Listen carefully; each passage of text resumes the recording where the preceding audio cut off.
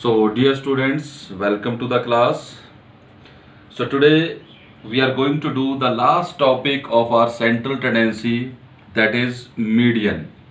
So, we have learned the formula for the median, which is same. So, the first lecture I had given how to find the median if the class intervals are given and the frequency is given. So, there we used to find the CF. In my second lecture about the median, I have given you information that how to find the missing frequency when the median of group data is given to us. Now, today is a special class. So I have written here a table, group data, which is in different form. It is basically question number 3 of exercise 14.3 of your NCERT book. Now this question is a bit different, where the table has been given in the different way. As you all can see here it is given below 20, below 25, below 30, below 35, below 40, below 45, below 50, below 55 and below 60. And dear students, अगर आप अपनी book में check करो तो साथ में बिल्कुल table के साथ एडजॉइनिंग में जो दिया गया है, ध्यान से देखो, ये वही डाटा मैंने यहाँ लिखा है, लेकिन मैंने कौन से कॉलम में लिखा है इसको, CF. तो ये आपको याद रखना है कि जब भी whenever the data is given, when the table is given in the below form, then always आपको जो होगा वो CF दी भी हो गई, कभी भी उसको फ्रीक्वेंसी कंसीडर नहीं करना. I repeat कि whenever the table will be given in the below format, you will always get CF. There is no way, there is no thought that you decide that it may be frequency. No, never.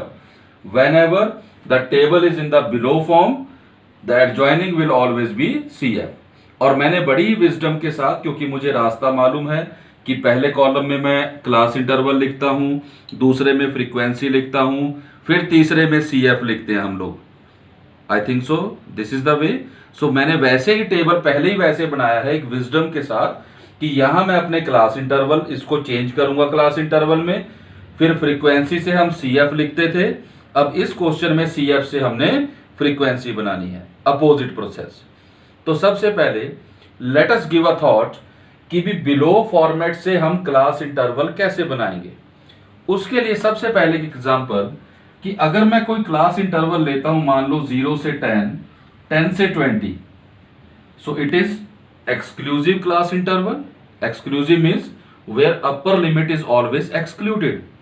तो ध्यान से देखो, अगर मैं class interval 10 से 20 की बात करूं तो हम क्या सीखते हैं, वी लर्न कि 10 to 20 जो क्लास इंटरवल है इसमें 20 एक्सक्लूड रहेगा, 20 इसमें इंक्लूड नहीं होगा. मतलब इस क्लास इंटरवल में जो वैल्यूज आएंगी वो 10 से लेकर 19.9 तक होंगी. I hope it is clear to everyone. So what does it mean? Can't you write in the another way? Can't you write this in the another way, that is below 20. I hope it is clear. 10 to 20 class interval, since 20 is not included here, what other language I can use? That is below 20. Means जो यहाँ पे हमारे पास लिखा हुआ है below 20, इसका मतलब इस इंटरवल की अपर लिमिट है जो वो क्या है, 20 है. below 25 इसकी अपर लिमिट क्या है, 25. below 30 मतलब इसकी अपर लिमिट क्या है, 30.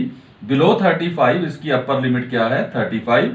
बिलो 40, 40 से कम मतलब इसकी अपर लिमिट 40, इसकी अपर लिमिट 45, इसकी अपर लिमिट 50 और इसकी अपर लिमिट क्या होगी हमारी 55 और इसकी अपर लिमिट होगी हमारे पास 60.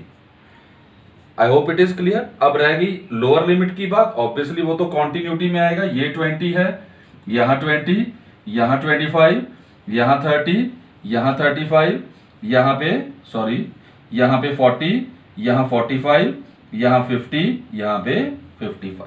दैट्स इट, बन गए class intervals. I hope it is clear.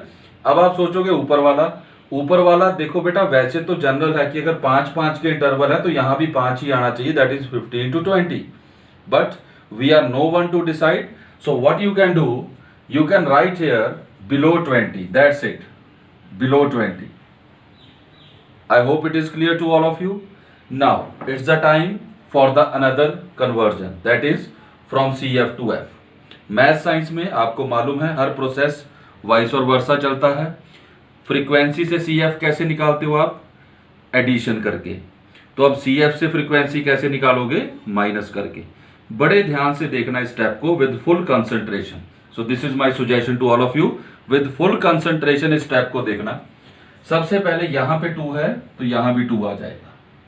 Then C adjoining 6 - 2 4, 24 - 6 18, 45 - 24 21, 78 - 45 sorry, that is 33, 89 - 78 11, 92 - 89 3, 98 minus this 6 minus this 2.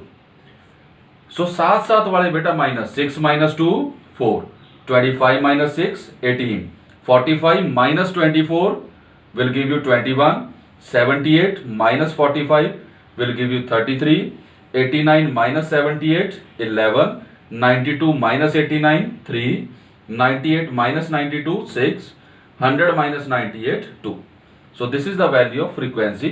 और आप एक बार चेक भी कर सकते हो। 2 2 + 4 6, 6 + 18 24, + 21 45, 33 78, 11 89, 3 92, 98 and then 100. So 100 is our n. That's it. So बेटा मेन चीज इसमें से टेबल बनाना है। अब आपने मीडियन फाइंड करना है। अब तो सिंपल है। तो सबसे पहले मीडियन क्लास ढूंढेंगे। मीडियन क्लास के लिए क्या करते हैं हम लोग? यस, मीडियन क्लास के लिए we find n/2. So n/2 find करेंगे। n/2 हमारा आ गया 100/2, दैट इज व्हाट 50. तो 50 आया n/2।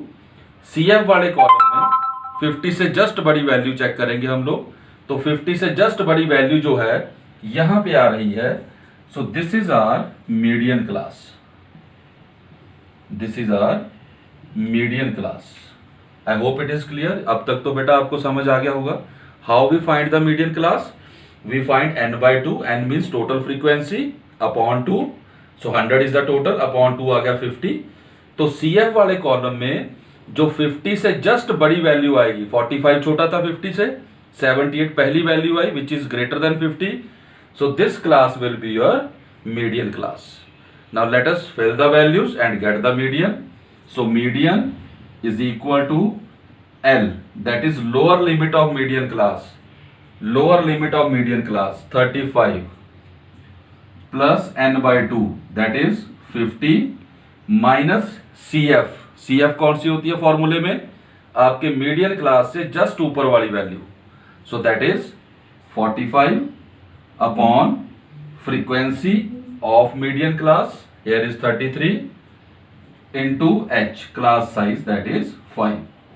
So this is 35 plus 5 upon 33 into 5. So this is 35 plus 25 upon 33. Now you divide 25 by 33, 0.250. This one, it will go on 5 now. 25, 250 again, it will go on 7. So you can write 35 plus 0.76. Round of बेटा, I have 0.757. तो 7 5 से greater है, round of हो गया। So your answer is 35.76. So this division you can do in the rough. So I am erasing here. So I hope how to find the median if the table is given in the below form is clear to all of you. So once again I recall, first of all the thing should be clear to me कि मुझे अगर median find करना है किसी भी group data का, तो मेरे पास 3 कॉलम होते हैं, class interval, frequency and then CF. दूसरी याद रखने वाली बात, जब भी आपको बिलो की फॉर्म में टेबल दिया होगा बेटा, हमेशा आपके एडजॉइनिंग में जो होगा वो CF होगी. किसी भी हालत में उसको फ्रीक्वेंसी कंसीडर नहीं करना है, दैट इज ऑलवेज CF. तो मैंने जो मुझे टेबल दिया गया था बड़ी विजडम के साथ मैंने वैसे ही फ्रेम किया जैसा मुझे चाहिए होता है। बिलो वाला फॉर्मेट यहाँ लिख दिया, 2 टेबल 2 कॉलम छोड़ के, एक क्लास इंटरवल के लिए, एक फ्रीक्वेंसी के लिए मैंने चौथा कॉलम बनाया CF का। तो जो मुझे क्वेश्चन में गिवन थी CF मैंने यहाँ पे लिख दी पहले से ही। Is it clear? उसके बाद मैंने समझा कि जो बिलो के बाद डिजिट रखा है वो मेरी अपर लिमिट होगी, बिलो 25 से छोटा, और हमेशा हम अपर लिमिट को एक्सक्लूड करते हैं। तो मैंने सभी की अपर लिमिट्स लिख दी थी पहले, अगर याद हो आपको। उसके बाद गैप देख के फिर हमने लोअर लिमिट लिख दी। फिर frequency we obtained from CF हम ऐड करके निकालते हैं फ्रीक्वेंसी को, तो फ्रीक्वेंसी CF से माइनस करके एडजॉइनिंग, जैसे ये पहले 2 था 2 लिख दिया, 6 - 2 4, 24 - 6 18, 45 - 24 21, इस तरह से सब्ट्रैक्ट करके हमने सारी फ्रीक्वेंसी फाइंड की। Then we have to follow the formula for median. And बेटा that's it for the central tendencies. Now we have covered each and every topic of the mean, median and mode, which are 3 different central tendencies. Now the thing is, you must remember whenever you prepare for any test or for your exams, you must go through all the topics. Always prepare the syllabus topic wise. Like mean, you need to practice all 3 methods, that is direct method, assumed mean method and then step deviation method. Then mean के अंदर ही हमने missing frequency वाला समझा था direct method की help से। So direct method use करो missing frequency find करने के लिए। वहां आपको 2 सम्स प्रैक्टिस करने होते हैं। अगर सिंगल फ्रीक्वेंसी मिस हो तो कैसे फाइंड करनी है, अगर 2 फ्रीक्वेंसीज मिस हो तो कैसे फाइंड करना है। Then obviously second the mode, we had done it by the formula. The third one is median, where we have done it in the 3 different parts, how to find the median of the data, and then how to find the missing frequency when median is given, and third today we have done if the table is given in the below format. So dear children, practice it well. Ab same kind of question you can practice from your NCERT book as well as from your reference book. So dear children, God bless you all. Thank you.